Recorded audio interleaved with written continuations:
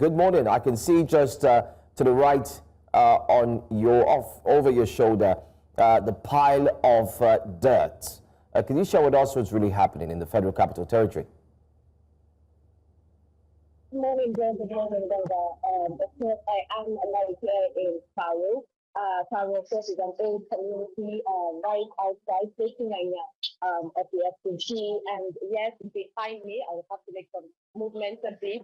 Behind me here, you can see this is a pile of dirt. Now, on a normal day, I will tell you that this is just not how it used to be, because you can see a bit of a net out from the ground, and someone in the area was telling me that all I need to do is to give it 2 weeks, and before 2 weeks, this would pile up and block half of the road. According to, of course, some of the residents who have refused to talk to us because I've noticed something while being here taking a few clips. I've noticed someone coming in and then trying to even get the Meshara, as we call it over here, that's the people that come to your house to help you pack the waste, and then you pay them wages. So he was telling them not to throw it by the roadside and push them way back in. Now, last time I did a report on that, she said they noticed something like that, where people were asked not to talk to the media or not to talk to us, because this seems to be something that is recurring. And truly, after that report, it was immediately passed because they noticed new central activities and us covering the story. But then it is back again. So this is not something that does government. This is something that's been going on. And of course, in terms of the the proportion of this, we know that the health hazard. Now, behind this waste bin, the pile of it, is actually a river, a really mini river down there, and it's also the opposite. So when you actually pour this dirt here, it's actually blocking the water that is supposed to come and pour, and enter down that path. So this is a case of blocking the waterway, which of course is called flooding, and this is a newly done road, newly reconstructed road. So the water will now sit on the road, and before you know it, you start having the road breakage and all. So also there's a fear of, when it comes to the health hazard, fear of rodents. There are flies everywhere, mosquitoes, and of course there is a possible cholera infection that could come out of this. This place stinks. It smells horribly, and people are passing. Pedestrians, of course, you see people just walking by here, and most of them will be covering their faces. So this is the current situation. According to some of the residents, they say that MCDA is supposed to be the one allocating land for waste disposal, but then they're not paying anything. But I have to also blame, the local authorities around here. Nothing is done. This is something that's been going on for a while. Now, I understand that way back, there were no buildings around here, so this was considered the dumping ground. But right now, apart from us having shops just by the roadside, there is a this is basically a residential area, because Faro, like I said, is one of the oldest city or town, the FCC. So this is currently what is going on. Frustration of passerbys. You can see from their faces, anybody is passing is concerned. But then there is the fear of it is the rainy season. So when rain becomes super heavy and then this continues, then of course there will be traffic block. It's going to be slow. The frustration would be on the users, commuters, and even residents. So this is currently what is going on from this aspect. Barker, I still have a few more questions. 2 questions here. The first is, can you give us a sense of geography of where Cairo is in comparison? How far is it from the city center? And thank you for highlighting this very serious health and environmental hazard.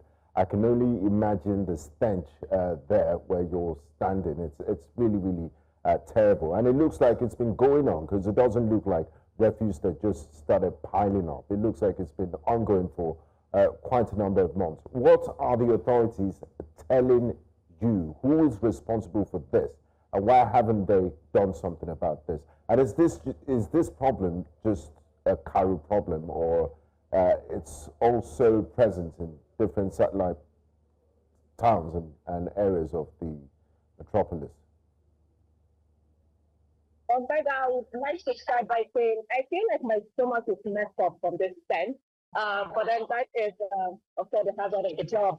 Next, when we're talking about kilometers from the street to the city center, let's say about, I don't know, maybe 10 kilometers. So it is not far. Even though when you're coming to the outskirts towards Nassau State, Karotan before and Lenya is the boundary between Nassau State and the FCC. So I guess there is not much distance, especially if there is no road that we can get here from the city center in about say 15 to 20 minutes. So this is an area that should pass the FCC's administrations and of course, when we're talking about how this whole situation is, like I said, while standing here, I noticed somebody coming to talk about, to tell them, because one of them interrupted and they were pouring it right beside here, just really close to here, on the floor. So it's like coming right into the middle of the street.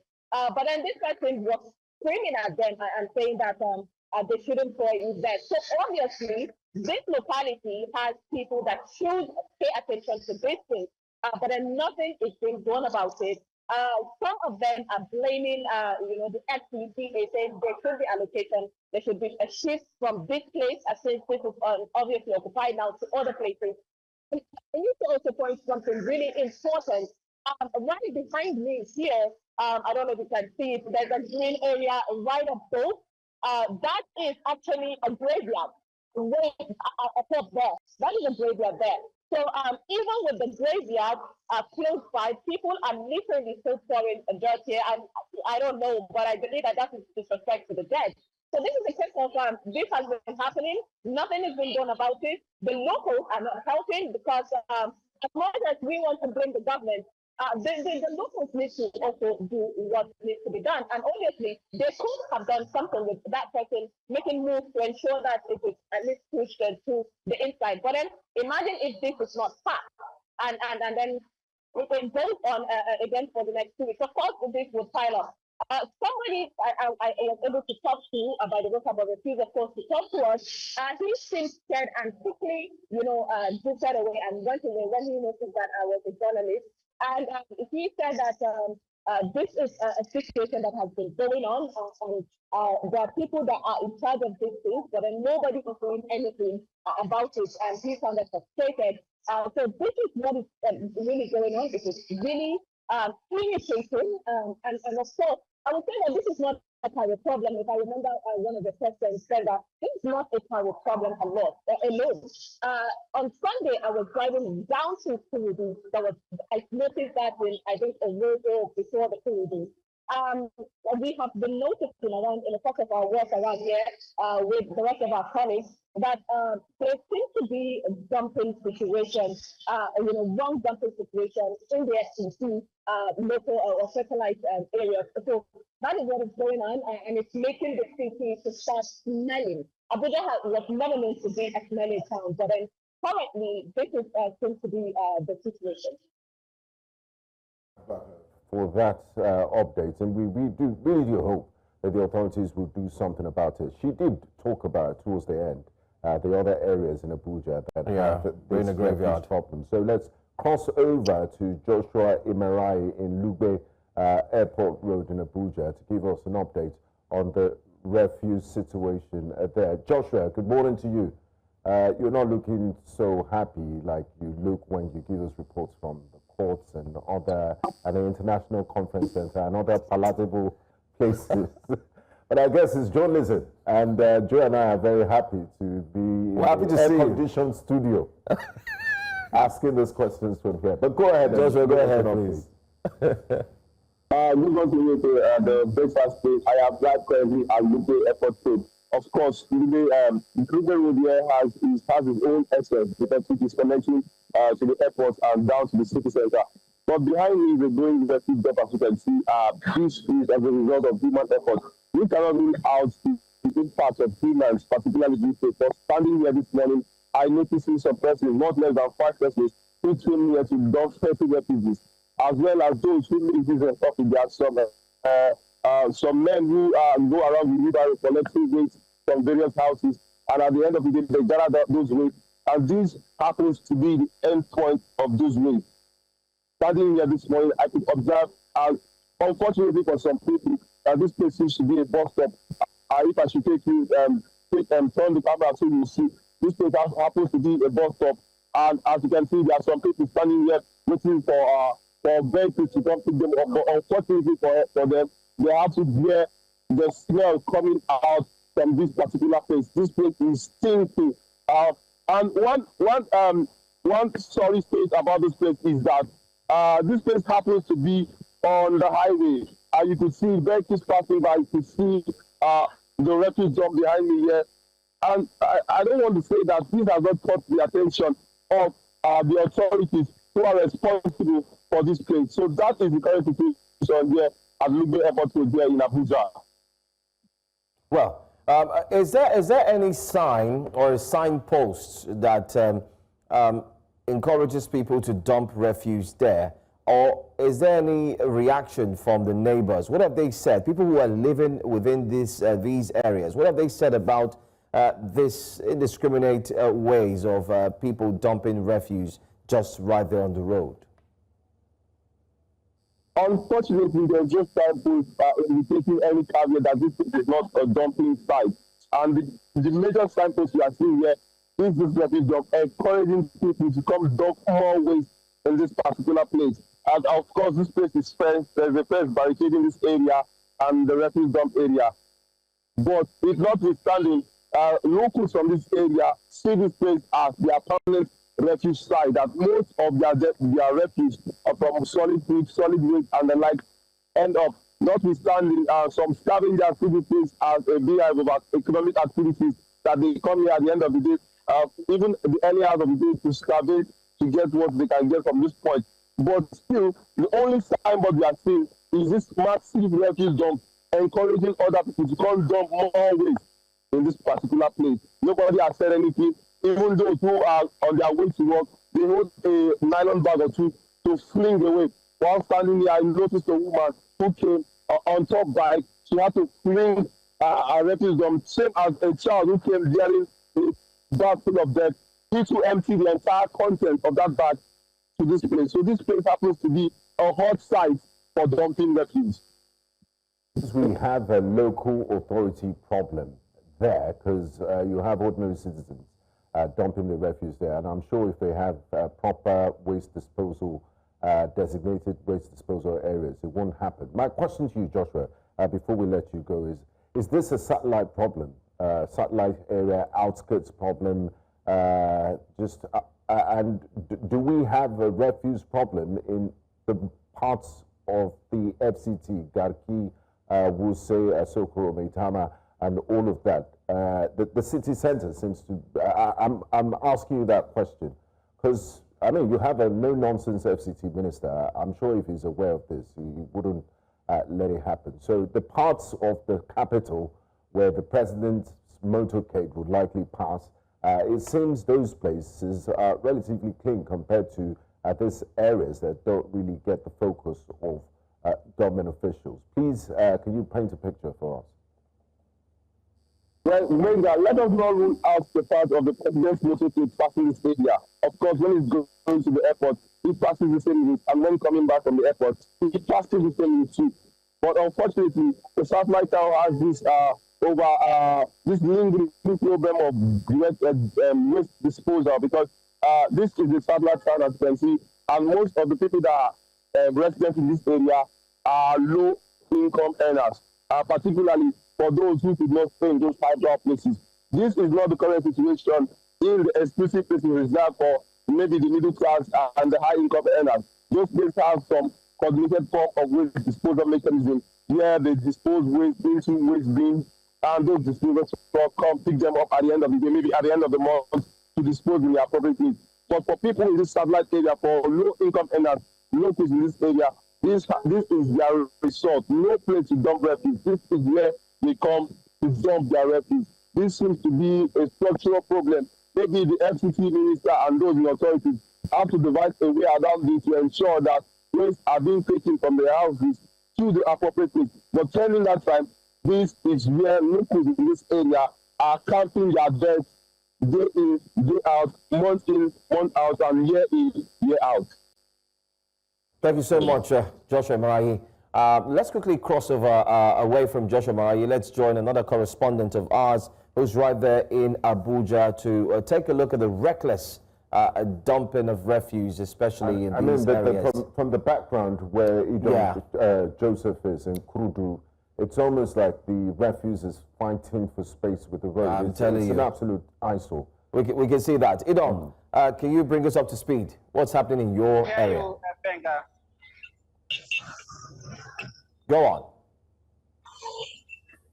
Okay, I'm actually at Kurudu, and Kurudu is one of the several satellite communities, just as my colleague have stated, one of the several satellite communities in the Federal Capital Territory.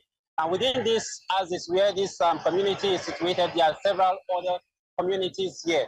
And one thing that we all know that is common within all the communities here in terms of waste management is the improper disposal of waste and poor management of waste here. If you can see behind me, just like the video we sent in earlier, let me just shift a bit so you see what's going on behind me. That's the waste management collection site for Kurudu's community here. And what happens here is they collect waste here, and this has stayed for several months without the authority coming to pick them. Normally, these waste are being cleared once in a week, maybe twice in a week. But this time, it has taken months, and it's something, a new practice we've seen in the last 6, 7, 8 months ago. Though New Central has done several reports pertaining to this issue, yet nothing has been done to salvage the situation here. And if you look behind me, it's just one passageway for motorists here, because the waste that has piled up here has covered the whole the road, just leaving one passage for motorists here. And if it gets too thick, you discover that it starts to build traffic jam and traffic around this area here.